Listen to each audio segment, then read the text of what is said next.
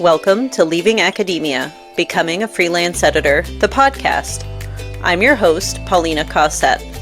In 2019, I was a political science professor who was fed up with the stress and hostility of academia, not to mention the low pay. I left my tenure-track job and went from barely surviving to thriving as a freelance academic editor. Today, I own Acadia Editing Services, an editing and coaching business that brings in 6 figures a year. In this podcast, I'll discuss the challenges of academia, what academic editing involves, and what life as a freelancer looks like. If you're willing to jump outside your comfort zone, it is possible to find joy, true flexibility, and a profitable and rewarding career as an academic editor. Thanks for listening. Well, welcome back to Leaving Academia, Becoming a Freelance Editor. I'm your host, Paulina Cossette, and with me today is my dear friend, Catie Phares. Catie is a fabulous editor of academic research, and we've gotten to know each other over the last couple of years, and I'm so thrilled to have her on the podcast today. Catie, why don't you tell us a little bit about your background and how you got into editing? Thank you so much for that kind introduction. Likewise, the pleasure is definitely mutual. My background in editing started with kind of just an aptitude for that skill set in school. I didn't even know it was editing at the time. It was just something I was doing to my own writing and other people's writing if they asked me for help. Peer writing center, working at that and during my university time. But I really only started doing it professionally after I wrapped up my degree in English at Cambridge, and I could not find remotely good work. And I realized that, academia wasn't necessarily going to be for me, which I think a lot of your listeners can relate to. Once I saw the lifestyle up close of some of, the field's top academics, for me, that was medieval English. It was not looking as appealing as I thought. So I just started editing for a publisher in my hometown, which was the Ivy School of Business. They publish business cases. And I got that job through a friend. And case authors were reaching out to Ivy Publishing to ask who edited this case. I have something else. Can they do it for me? And I'm so fortunate that the people at Ivy Publishing were kind enough to not gatekeep. They did pass on my name and my email. And that was how I got my first paying clients as a freelancer.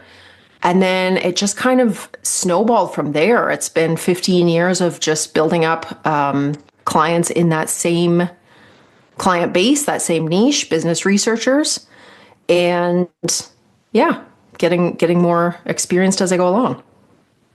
That's fantastic. And so you clearly had a natural talent for editing, right? And did you feel like when you were at Ivy, getting feedback from them and, sort of practicing those editing skills in the early days, did you feel like that was enough for you combined with your natural skill for it? I will say we didn't really get feedback. We got feedback in terms of whether we met the specific style guide that they had, which was helpful, which was definitely good to know. You missed this American spelling or what have you. I mean, it was all to Canadian spellings, of course. So things like that. We were getting feedback on whether our edits matched the style guide, but in terms of what they did to the case, how readable they made it, the impact that the writing had once we edited it, we didn't get that much feedback. So I do think my practice over those years of just, you're right, having kind of that gift for it was probably what made the difference. I don't think the case authors were used to seeing edits maybe as substantive as I was making. And no one told me not to. So I just kind of went ahead and, did my thing on their case. So that probably was the main part of it, just kind of the aptitude that I had developed in it. But I know it's a stereotype.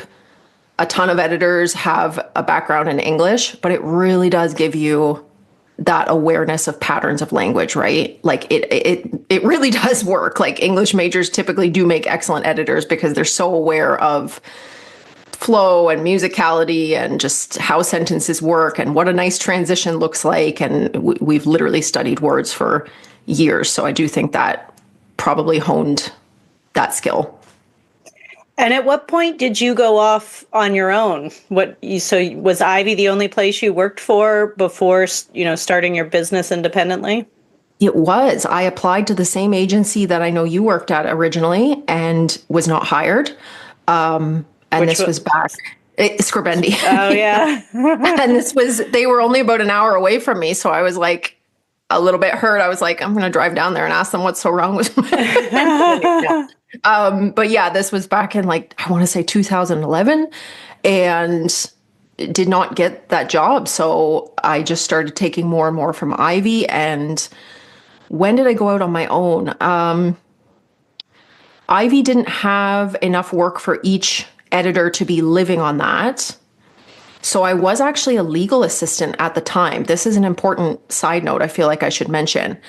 I got this job through my mom's friend and had a wonderful boss, a lawyer, who let me lean into that gift of language and help him primarily with affidavits. So I would actually interview these clients. I hope I'm not going to get him in trouble. I think he's retired now, so it's okay. I wasn't a lawyer, but I was interviewing the clients and I was turning their words, their stories into the affidavits. And it was that job, now that I think about it, that gave me kind of a passion for helping people say things in the best possible way, in the way that the audience is going to be most receptive to in that very specific environment. Because these words, we were helping people get their kids back. We were helping people leave their abusers. We were it was real life results, all because of, quote unquote, saying things the right way, putting it nicely formatted into a story that resonated with the judge and convinced them. So that was, I had that job alongside the Ivy editing for, I want to say 3 or 4 years. And it was after that I went out on my own. So I was really going out on my own with my first few clients around 2010. And then by about, let me think, 2016, I was solely living on my own editing clients. I wasn't working with Ivy. I wasn't working with the lawyer.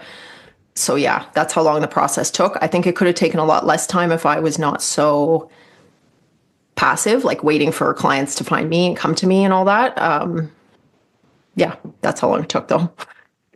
It's funny because it took me a few years too. I started freelancing for the editing agencies in very early 2020.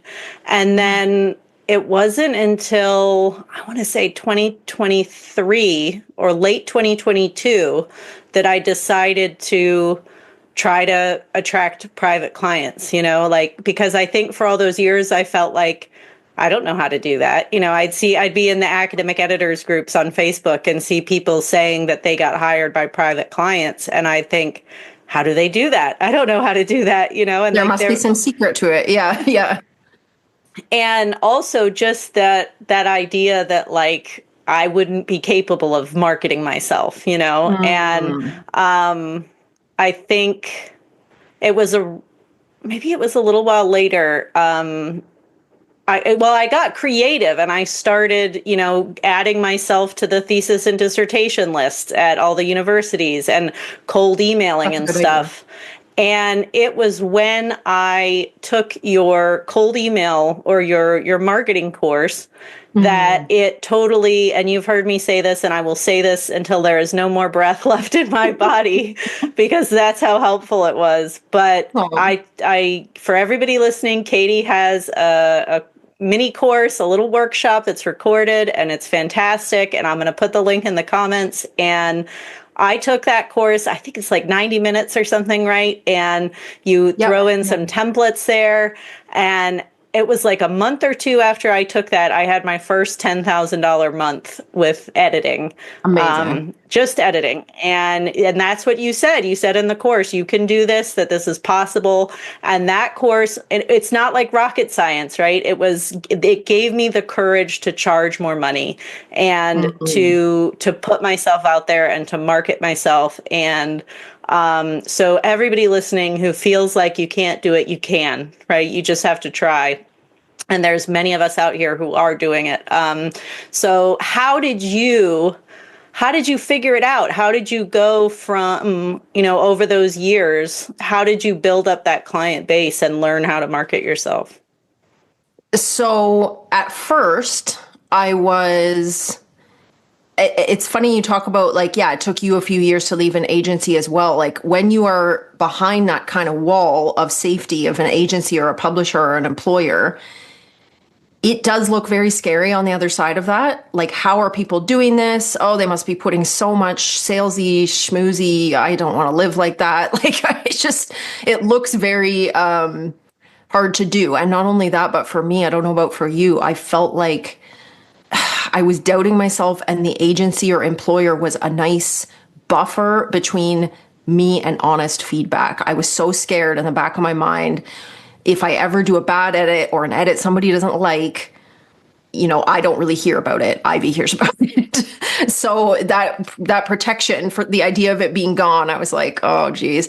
So I initially was very passive about it. As I say, I just had people come to me, word of mouth, gave me enough to live on because, of course, people might not realize this. Like professors are jumping up and down with joy when they find somebody who can help them with this key piece of their career and take it off their plate, refining their papers for, or any kind of published materials. But anyway, yeah, I would say like right around the pandemic, I got so busy because everyone was locked inside writing that my back, my wrists, my eyeballs were fried. I was pretty much at max capacity and starting to feel for the very first time, like, I'm not sure I'm making enough money at this. Like if I'm so popular and I'm so maxed out, like maybe this is worth more than I think. So I joined a entrepreneurs group, which wasn't amazing, frankly, but it was good because it wasn't editors. We are so, oh man, as a profession, I don't know if you agree with this. Like we are so shy. We are so behind the scenes people. We are so the opposite of ambitious. So being in this group of non-editors, other entrepreneurs who were like quite a bit more bold and ambitious, gave me the courage to literally almost double my prices. That's what really happened. I think that was when was that? Maybe late 2020, early 2021. And I didn't just turn around to clients and say, hourly rate is doubling. What I did was one of the suggestions that was in this group, which was to like package your offer based on results and stop, what's the word I'm looking for? Meticulously tracking it according to your time or your output or that's not what actually is being sold here. It's the results that the client gets. So price it according to that and it looks a lot more worth it versus saying, pay me as much as you're going to pay a lawyer per hour. Like a lot of people would balk at that. So that was the big change. Is a long-winded way to say that. Sorry. When I started offering that package-based pricing, and I was so scared. I was sure the clients were all going to disappear. Nobody's going to pay this. None of them left. All my long-term clients I still have. I got new ones. The word of mouth continued. I couldn't have predicted it. I was sure I would lose at least half. But I figured it was okay because I doubled my pricing, right? So I'd only have to work half as much. That didn't happen. I just stayed busy. So it was a very clear indication to me of how much this skill set can be worth. And so after a couple of years of that, I felt compelled to make that workshop that you spoke so kindly about because we have no awareness. I just feel like most editors have no awareness how hard this is to do, how rare this particular combination of skills is, right? Like find me somebody else who can sit at a computer for like 4 hours straight, let alone 8 hours straight some days, immersed in this content and just picking up the flaws, but also understanding it and honing it and polishing it, even though it's not their work, getting that deep an understanding of it. Like, yeah, it's a rare and valuable gift, not to toot our own horn here, but toot away because you're absolutely right. You just said that so eloquently that like we editors finding a really talented editor is like a diamond in the rough, right? It Because is. exactly what you're Yeah. saying that researchers, PhDs, scholars, you can be very talented at researching, but to find somebody who can work and dig their fingers into the language and really Hmm. polish it to make it shine and to make it exactly what that journal or that tenure and promotion committee or whoever, Hmm. whoever your audience is, to make it something that they love and Hmm. gets through all those hurdles really is a fantastic talent. And no, I agree completely that I see so many editors saying, "Oh, I charge, 2 cents a word or something for a copy Hmm. edit or a line edit." And I think you just have no idea that there are You have people no out idea. there charging 7, 8, 10 cents a word, sometimes more, depending Yeah. on who you're working with. And yeah, I think they just don't know. I didn't either, and that's I think that is the key to the workshop that you have is saying it's okay. Like you're essentially saying I give you permission to charge more money because you're worth that. Um, And yes. every group of entrepreneurs I've ever kind of been in, especially if they're women, that's the main thing we need, isn't it? Just permission to stop. We don't realize how, I don't know what the word is, like how negative, maybe it's even completely subconscious, the voice in your head is, like how limited. And when other people look at you, they don't see that voice and you don't realize it. So it's like we really do need permission more than anything, to do what it is that we know we are capable of. Yeah, absolutely. And the other thing that I think you said so well was about the value that you're offering people. Like stop thinking in terms of your hourly rate or your cents per Words. word or Yeah, whatever. You are giving someone a product that is worth potentially thousands of dollars to them. exactly. And Yeah. to get this article published, to, if you're editing job market materials and you polish somebody's writing so that they land that interview at their dream school or whatever it is, that they get tenure and promotion after all these years of hard work, that's worth so much money to these people. And so Right? Yeah. if you can, like you said, if you can package your product and the outcome, of course you can't promise that they're going to get these things, but Yeah. if you can package the fact that you are significantly improving their chances at success, that's how That's you worth a should be lot. valuing your work instead of whatever your hourly rate is.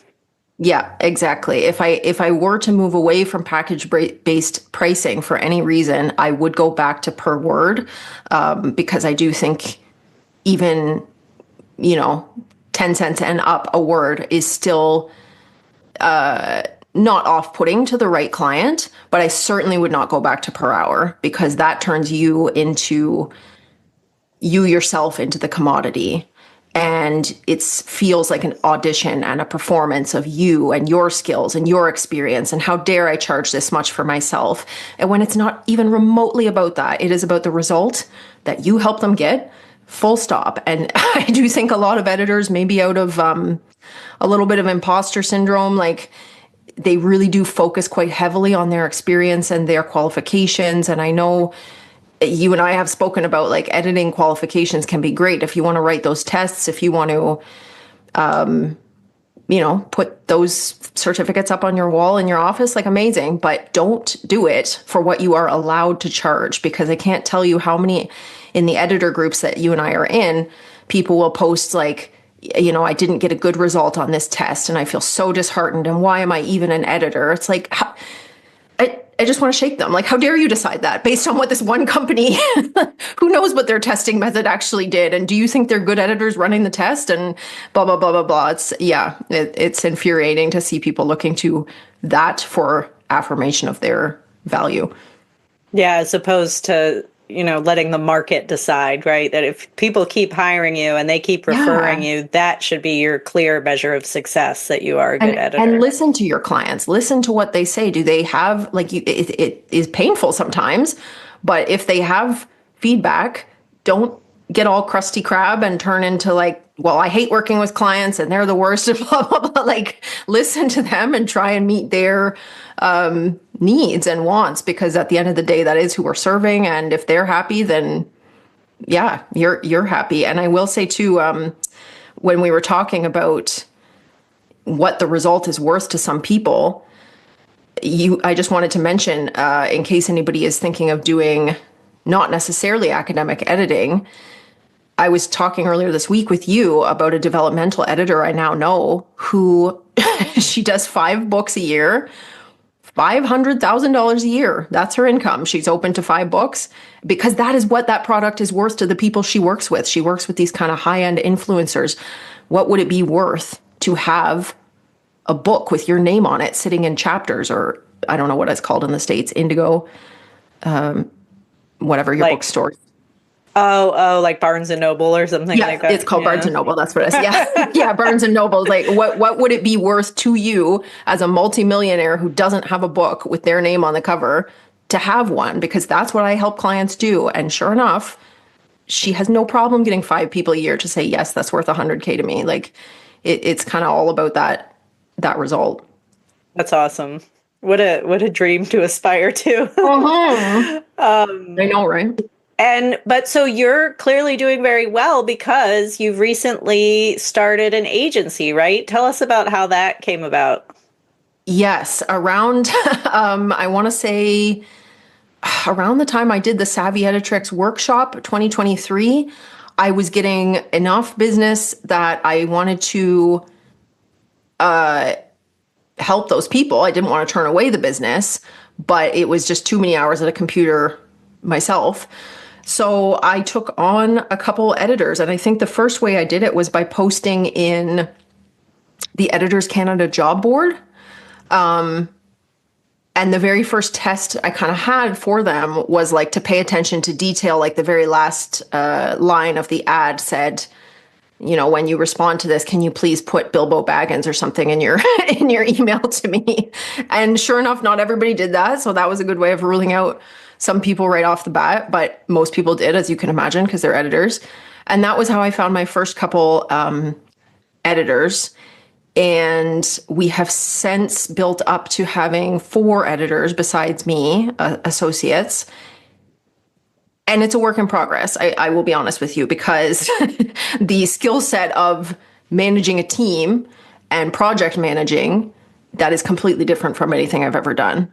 It was definitely me, lone wolf with my laptop for so long, that this is a new learning curve, and that's okay. Training people for this specific client base that I serve is one obstacle, because I'm not a business prof, they're not business profs, but we only work for business profs. So there's some knowledge there that has to be learned by the whole team.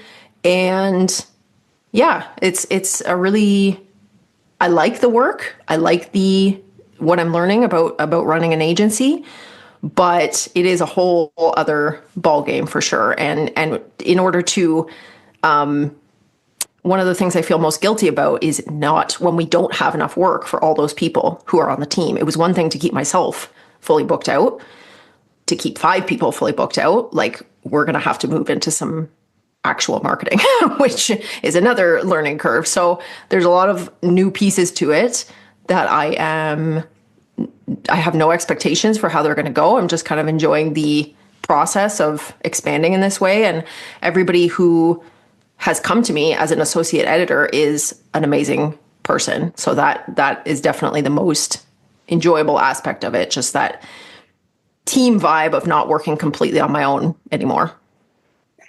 And so you mentioned that you work specifically with business faculty. Was that always the case from the beginning, or I'm a lot of people at like in my program, becoming an academic editor, they ask me, should I niche down very specifically? They're scared, especially in the very beginning, to turn anybody away, or Yes. when they're making their website, they're scared to be too specific about who they Yeah. work with because they don't want to miss out on work.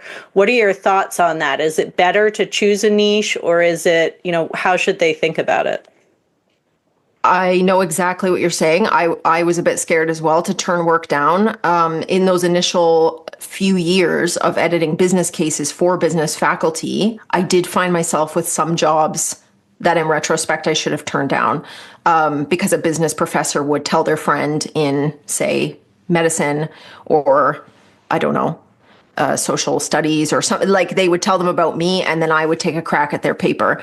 And I certainly didn't make them worse, so I can feel good about that.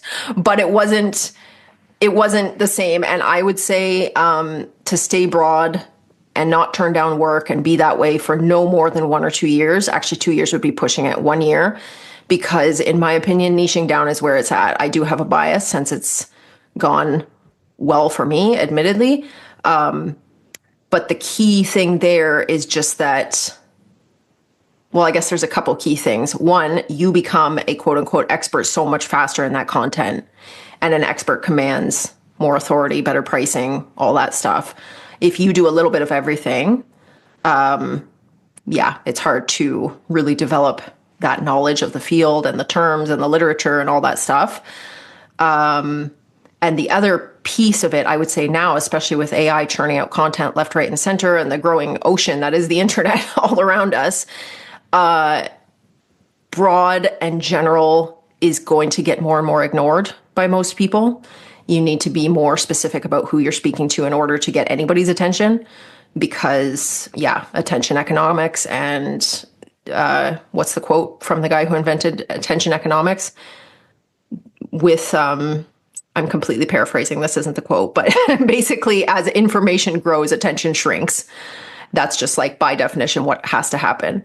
Excuse me. So if you're trying to get people's attention, you want to be speaking to a very specific audience, I think.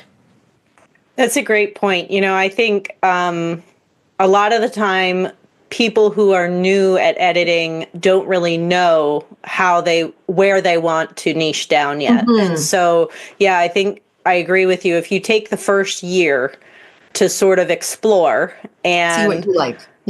And see what you're good at, and it doesn't necessarily have to be like you weren't a business professor, you were in English, and so it doesn't have to be like I was in political science, but I edit history or psychology papers or whatever. It doesn't have to be the field that you specialize in.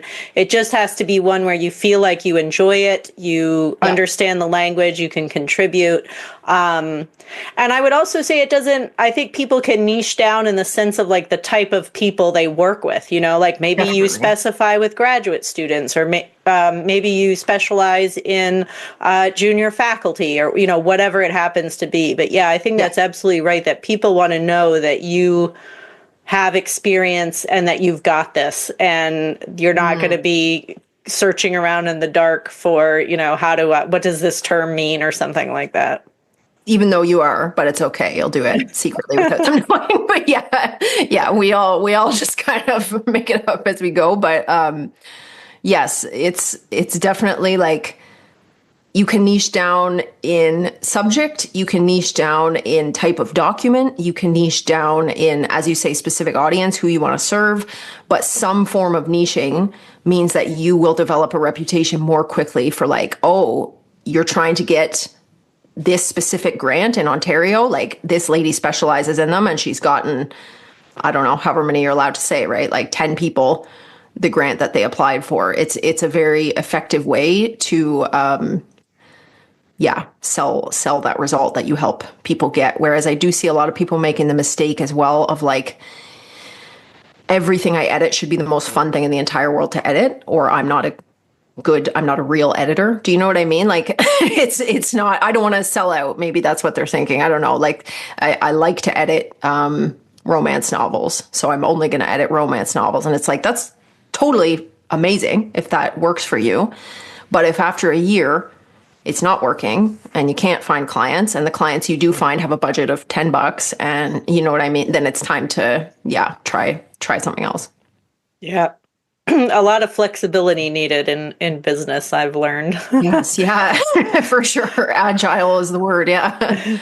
So, the burning question that I know a lot of people have these days is AI going to take our jobs? And Yes. you have given 2 talks now for Editors Canada about using AI in editing. And I'm wondering if you can reflect on that a bit. What should new editors be thinking about in terms of potentially incorporating AI into their editing? Or, should we be scared that AI is going to take our jobs? Or what are sort of the high level takeaways that you've come away with as you've been exploring using AI?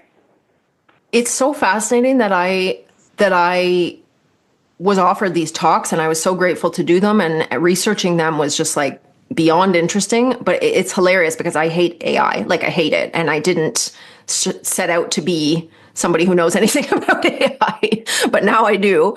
And the key takeaways I would say are, like, number one, there is no way that AI is going to replace skilled, professional, experienced editors. Like, it is not within 100 yards of replacing us. I had to do a lot of tests and research of different tools and platforms for this most recent talk last week. Yeah, it's so underwhelming compared to a professional editor. The things that it can help with, especially if you are a newer editor, maybe like unblocking you, giving you options, showing you suggestions. Sometimes, you're sitting there in kind of an analysis paralysis, especially when you're not confident about your edits. You haven't been editing for a long time. With rule-based tasks, grammar, spelling, formatting, well, maybe not even formatting, actually, citations and references and things like that. Like, it is going to throw up decent suggestions most of the time, but everything still needs, if it's important, to be double checked by a human. It's just not good enough. It still has so many inaccuracies for all the money in the world, literally, with some of these companies. It still has inaccuracies, and it still has no contextual understanding. I don't know if you've heard the common, I don't know what to call it, meme, I guess, in a way, but it's like AI cannot correctly answer how many R's are there in the word strawberry. This is true. This is a fact. If you I never heard that. That's funny. Yeah, it can't, it might have fixed it by now that everybody knows about that and it became the subject of so many little videos, but it couldn't correctly answer how many R's are in the word strawberry. And I won't go into the like super technical reason behind that, other than to say it is working on pattern awareness only, not the full picture. And that's going to be true of a single word, let alone a single document. So yeah, the idea of it replacing us is just laughable. But what was the second part of your question? Sorry, how should editors be using it? Yeah, what are there any, I mean, you mentioned a couple of them with like, if we feel like we're stuck with reworking a sentence or something, maybe it can, you can throw the sentence in there and it gives you some ideas of how to reword things or something. Or you mentioned the references list. I will say be careful with that too. I've been playing around with it because, that's like, that would be my dream. If I could throw somebody's references list into an right? AI and have it say, and have it do the whole thing. Format to APA 7 and do it correctly, but it's not, it doesn't, I think I did something with like format to CMOS 18 and it was wrong. There was a bunch of stuff that was wrong. And I said, wait a minute, this is wrong. And it was like, oh, sorry, you're right. It's always so polite when it makes a mistake. Sorry, I guess you're correct. Yeah. Yeah. And so I use it for my marketing, but I'm curious if, it helps me come up with ideas because I hate posting on social media and stuff. So it's great for that. But if you're a new editor, how might you be able to use it to help you save time or check your work or anything like that? So the biggest thing the biggest takeaway of my most recent talk was what you just said. AI can help us tremendously in the business side of it. Like in terms of what you don't know how to do, you're stuck, you're blocked, you're procrastinating because it's a scary task that kicks up all kinds of emotions for you, like posting on social media. I think it is a game changer. And I kind of hate to say that because, as I say, I'm not a huge fan of it and what it's doing to the environment and, all the legal issues. But yeah, it really can help tremendously with giving ideas and getting you unstuck. So that goes for your business and for daily life. I know this seems kind of silly, but it has saved me time. I mentioned in the talk, it's not strictly related to editing, but it has saved me time and mental space by putting in things like, my whole family's coming over to dinner. That's 10 people with different dietary restrictions. And one of them hates seed oils. And one of them's, you know what I mean? Like, give me a menu that makes everybody happy. There it is. Or, suggest a bunch of lists, a bunch of gifts for my nephew's 5th birthday. Come up with a cleaning schedule that my husband and I aren't going to fight about every 2 weeks. Like all these little life things that you don't want to put much thought into. Like, man, it feels like what AI is made for. It is actually pretty good at that. And in terms of actually introducing it into the editing workflow to help new editors, somebody pointed out very astutely in my talk during the Q&A, because I had said, there's kind of a matrix of like, how comfortable are you with the tech and how experienced an editor are you?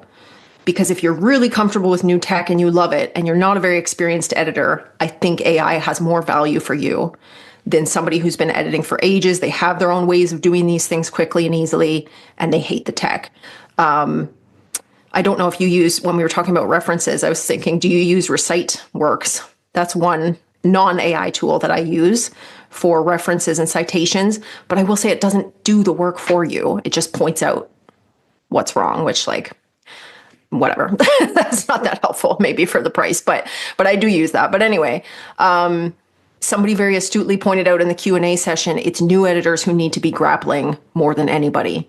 It's new editors who need to be learning to trust themselves and build that skill of making a good edit, recognizing a good edit. And I was like, yeah, that is kind of true. So I would kind of suggest that new editors stay away from introducing AI into their actual editing workflow, even though that seems counterintuitive because you're going to go slowly at first and you're going to feel nervous about your edits. And I would try and relegate it to all the other areas of your life where it can save you some time and headspace, but keep it out of the editing at first until you at least get some good editing skills under your belt yourself. And I also wanted to mention, just before I gave the talk, the CEO of Perfect It had reached out to me and said, do you want to try this new AI tool that we are developing that was designed to combat all the things about AI that currently suck for editors? So I said, yes, absolutely. And I'm going to be providing a review of that this month.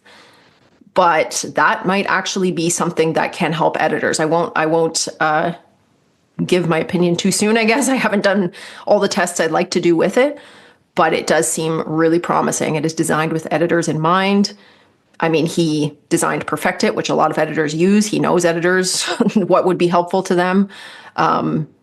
Yeah, and the main thing that appealed to me was that it is actually private and secure. So that was very intriguing when I started testing in that. I was like, okay, this might actually help editors one day. The tool is called Draftsmith.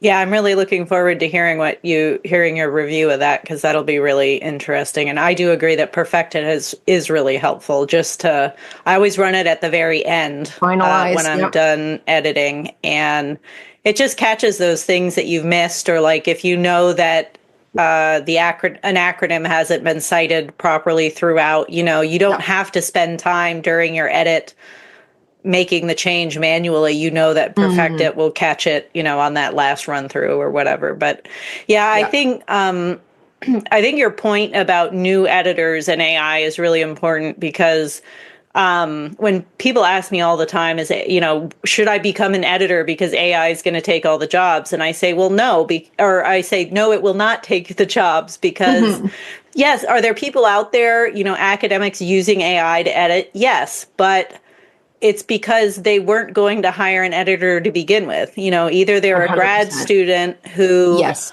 doesn't have the funds to hire an editor, which I totally understand because that was Yep. me when I was a grad student, or they're a faculty member and they don't have, research funds or whatever. They're using it because they don't have the option to hire a human editor. And when Mhm. they get that paper back from the AI, they don't have the knowledge to tell what it's Yes. done incorrectly. And 100%. so, yeah, so I think the people who do have the budget to hire an editor are going to continue hiring us. And my favorite example is one of my clients is a computer scientist who designs LLMs. And so I always tell people if she's hiring a human editor, then, I think we're pretty safe and we don't have to Mhm. worry about it. But That's so funny. You say that because I shared during the talk one of my clients is a professor at Stanford School of AI, like their new institute of studying AI, and this person knows better than anybody almost in the world what AI is capable of, and she's my best client of 2024. She spent almost 20K on edits with me, so it's like it's definitely indicative of, yeah, exactly what you're saying. And I also think the part of how inadequate AI is evidenced by all these people being caught, right? If AI was so good, then journals wouldn't be forced left, right, and center lately to publish retractions and corrections and sorry, we're embarrassed because this thing was clearly generated by AI. Like, it's always getting caught, and it's embarrassing for everybody involved, the journal, the author. It's so true what you're saying. yeah, I've thought about, I haven't tried it yet, but I've thought about using it for things like if you can train a custom GPT with the language you use in your contract or something, when you have a new Mm-hmm. client, you can give it the details like, okay, here's this person's name and the date and their quote or whatever you usually enter by hand into the contract, and Mm. maybe it'll Spit spit that out out. with all, and I know it'll create Word docs. I don't know if it'll create PDFs or not, but that was one thing I thought. And then another, emails, you could do the same thing. If you train it to Yes. your regular text for your emails, you just tell it, okay, here's the details, fill it in, and then you Mm. can cut and paste to your email when you get an inquiry. The other thing I've really loved is I tell it my schedule. So I work from, 8 a.m. until 1 p.m. when I have to go pick up my kids. And, in this coming week, I have such and such projects. Do I have enough time to get it all done or Mm. something, or like That's a between great idea. the coaching and the editing and all this stuff, it sort of like helps me think through what the word counts are and all that, how stressed am I going to be this week or do I need to move things around? So that's been kind of fun to play with, but I'm going to write that down. That's a great idea for a prompt because time blindness is a very real thing for editors when you are just planning your whole schedule yourself. My favorite prompt to date has been to tell it to be role play a business professor with various specifics that I give it.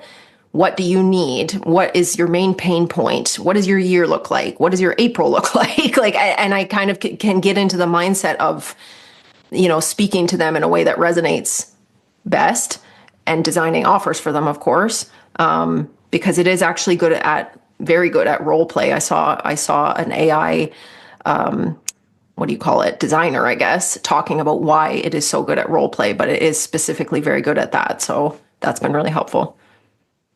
yeah. And speaking of new offers, you are designing a program for business faculty, right? Tell us about that. Yes, it is still in the fairly nascent stages. I hope to be rolling it out in time for, the real summer research and writing season when it gets in full swing, maybe early May. But it is to help early career academics get their first top tier journal submission finalized and submitted in 12 weeks. because I believe there is virtually no education in this key part of your career as a business academic, writing. And right now it's kind of left up to an apprenticeship model where if you had an excellent advisor who knew the importance of writing and taught you about writing and reviewed your writing, you are set. Like studies have shown that you have a more successful career as an academic. But if you don't, you probably spend many, many years wondering why everything feels stacked against you and you don't get acceptance and yeah, just all these things. So I figure if I can provide this education to people in the form of an actual practice, like we work through it together, the learning is the doing. We come out of this 12-week workshop with your first top tier journal submission. You will know how to do it for the rest of your career. And you can kind of, keep producing these publications, which are the lifeblood of any super successful academic. So that is the idea behind it. And I am in the process of developing it with my business coach. Yeah, very, very excited about it. That's wonderful. I'm so excited for you. I think you're such a fantastic speaker. You've talked to the people in my community before, and they absolutely loved hearing from you. So I'm really looking forward to seeing where this goes. Thank you so much for talking with us. Thank you. I always close with two questions. The first one is, do you have a couple pieces of advice for brand new editors, people who are thinking of starting an editing business? What's something you would suggest to them based on your experience?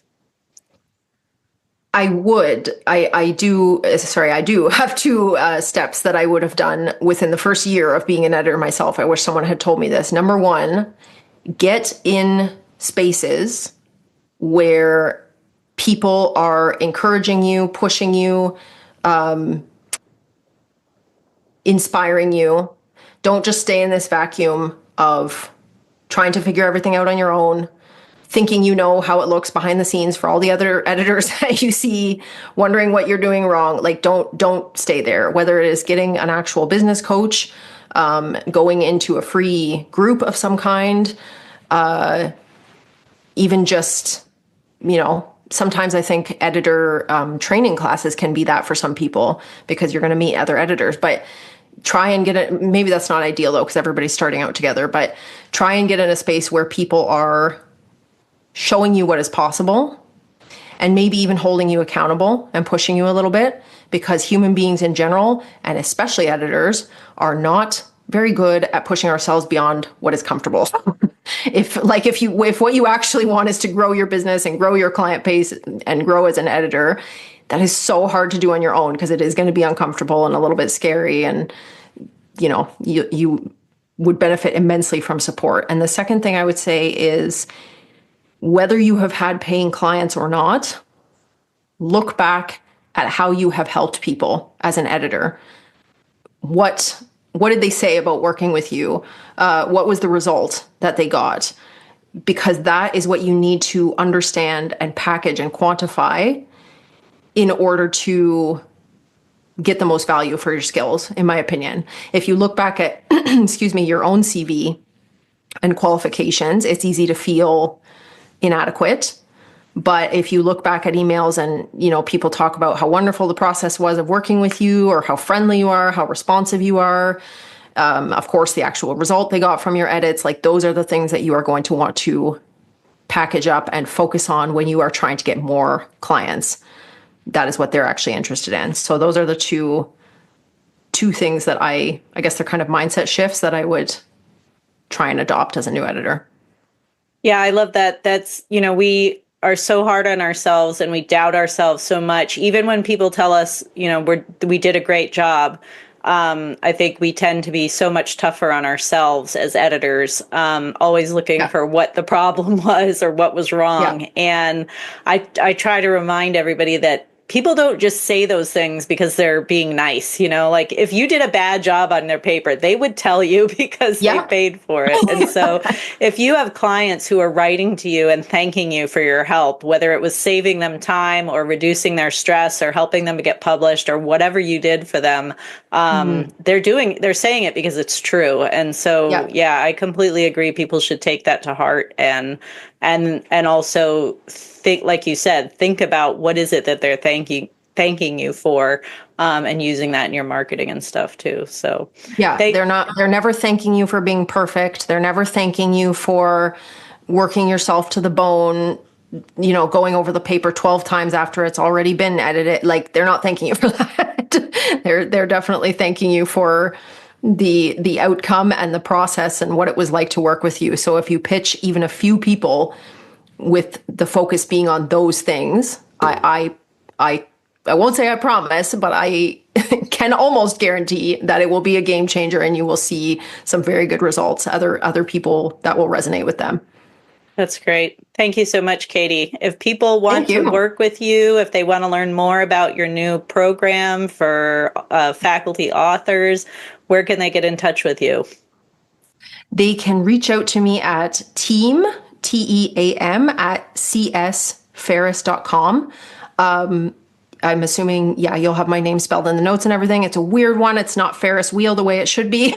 This is what happens when we take our spouse's name. Sometimes we end up with a name we're not a huge fan of, but it's csphares.com. All right. Thanks so much for being here. Thank you. If you're unhappy in academia and you think you might be a good editor or writing coach, check out my course, Becoming an Academic Editor. This digital course is paired with a 12-week group coaching program to support you through your decision to leave academia or not, and to start building a profitable and rewarding academic editing business. Learn more by going to acadiaediting.com/become an editor. Thanks again for listening. I'll see you next time.